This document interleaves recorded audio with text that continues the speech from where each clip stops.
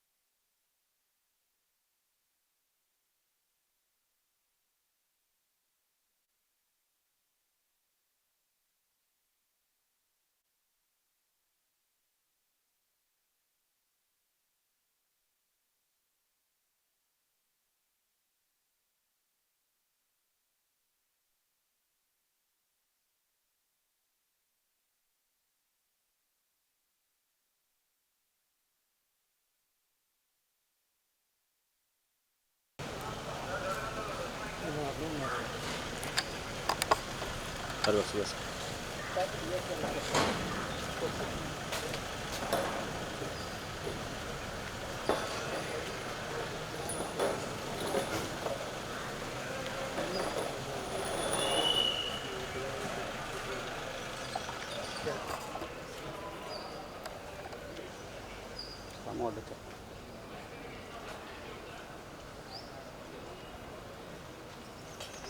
జరుగుతుంది ఓకేనా మనం ఇంకా జరగమాకన్నా అప్పటికే నేను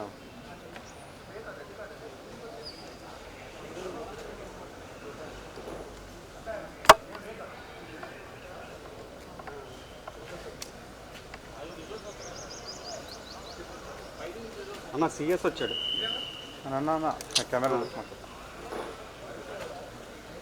అది వేరే వాళ్ళు తీసారన్న పెడతాను మనం వచ్చేసరికి అయిపోయింది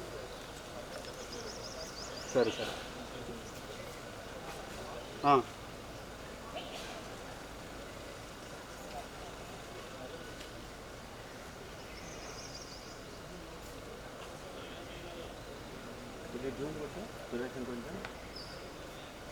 గంటకి నుంచి లేదన్నా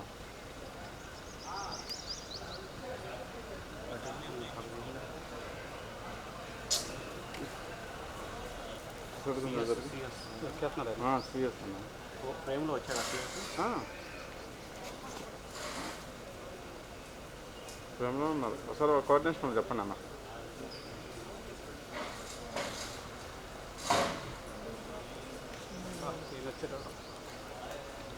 సార్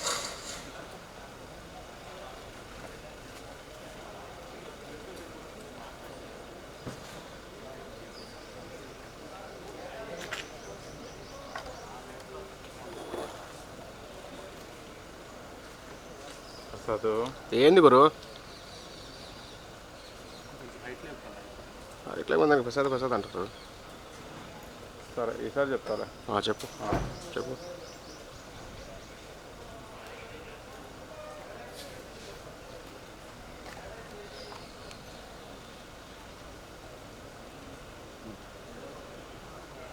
బిల్డింగ్ మొత్తం చూపిస్తున్నాడు ఆయన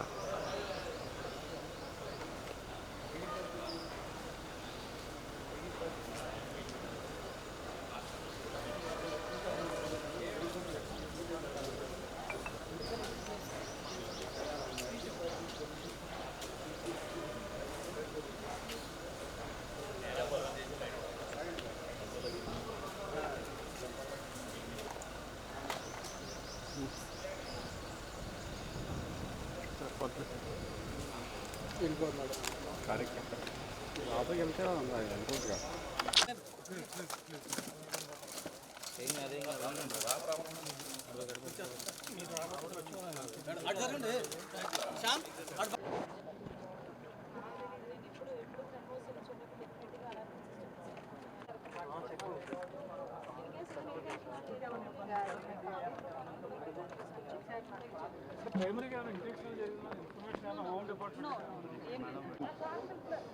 రాష్ట్ర సచివాలయంలోని 2వ బ్లాక్లో ఫైర్ యాక్సిడెంట్ సంబంధించి అసలు ఎలా